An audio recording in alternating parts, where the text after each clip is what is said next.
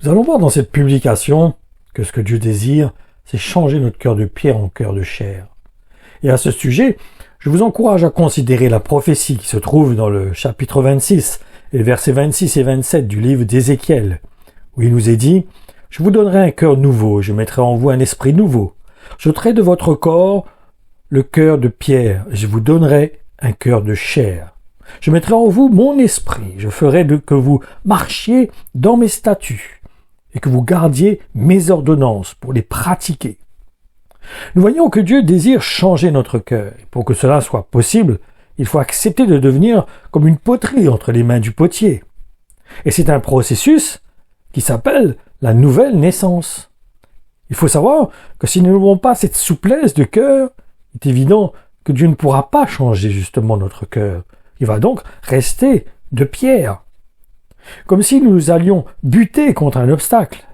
Comme c'est exprimé dans l'évangile de Matthieu au chapitre 21 et au verset 43, où il est dit « Si quelqu'un tombe sur cette pierre, son corps sera brisé. Si cette pierre tombe sur quelqu'un, elle l'écrasera. C'est pourquoi, je vous le dis, Dieu vous enlèvera le royaume et le donnera à un peuple qui produira les fruits du royaume. » Il faut bien comprendre que cette promesse qui consiste à changer notre cœur, et comme je l'ai déjà exprimé, signifie de passer par la nouvelle naissance.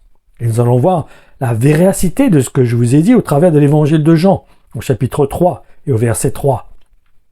Jésus lui répondit, « Vraiment, je te l'assure, celui qui ne passe pas par une nouvelle naissance ne saurait voir le règne de Dieu. » Et il faut être conscient que c'est une œuvre qui s'effectue lorsque nous entrons en communion avec Jésus-Christ en acceptant de nous identifier à lui.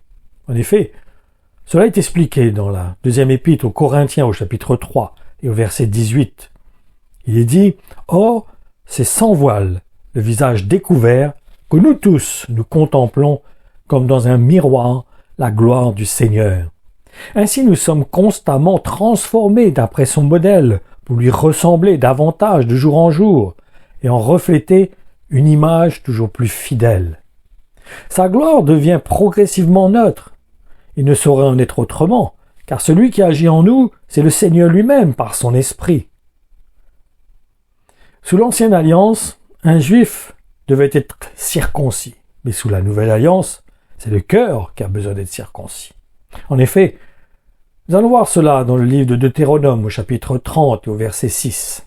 « Et le Seigneur ton Dieu circoncira ton cœur, et le cœur de ta semence, afin que tu aimes le Seigneur, ton Dieu, de tout ton cœur et de toute ton âme, afin que tu vives. » Donc si vous avez bien compris, la réelle circoncision consiste à aimer Dieu de tout son cœur, en s'identifiant à son Fils Jésus-Christ, en faisant de lui le Seigneur de notre vie, et donc en les aimant de toute notre âme, de notre pensée, et aussi en aimant notre prochain comme nous-mêmes.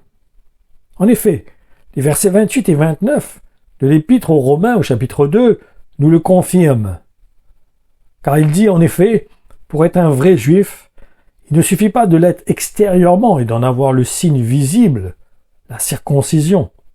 Le vrai juif, c'est celui qui l'est intérieurement, dont le cœur a été circoncis, c'est-à-dire changé.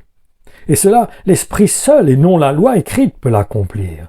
Celui dont la vie a été ainsi transformée trouve la faveur de Dieu, même si les hommes lui refusent la leur. La nouvelle naissance donc consiste à laisser le Seigneur changer notre cœur. Et ma conclusion, si la réelle circoncision ne peut être possible qu'en recevant le Saint-Esprit, nous pouvons malgré tout nous identifier à Jésus-Christ, car c'est de cette manière que nous pouvons recevoir le Saint-Esprit. Donc, si vous avez compris en quoi consiste avoir un cœur de pierre, vous savez maintenant que c'est en réalité une personne qui tient sa vie entre ses mains. Alors que le cœur de chair, c'est celui qui place sa confiance en Jésus-Christ et qui l'amène à s'identifier au Christ crucifié et ressuscité. Regardons maintenant 2 derniers versets dans l'évangile de Matthieu au chapitre 3 et dans les versets 8 et 9.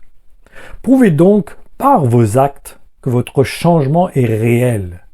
Ne vous imaginez pas qu'il vous suffit de répéter « Nous sommes les descendants d'Abraham ». En effet, regardez ces pierres, je vous le déclare que Dieu a le pouvoir d'en faire des enfants d'Abraham. Voilà, donc nous comprenons que le cœur de chair et le cœur de pierre, en quoi ça consiste.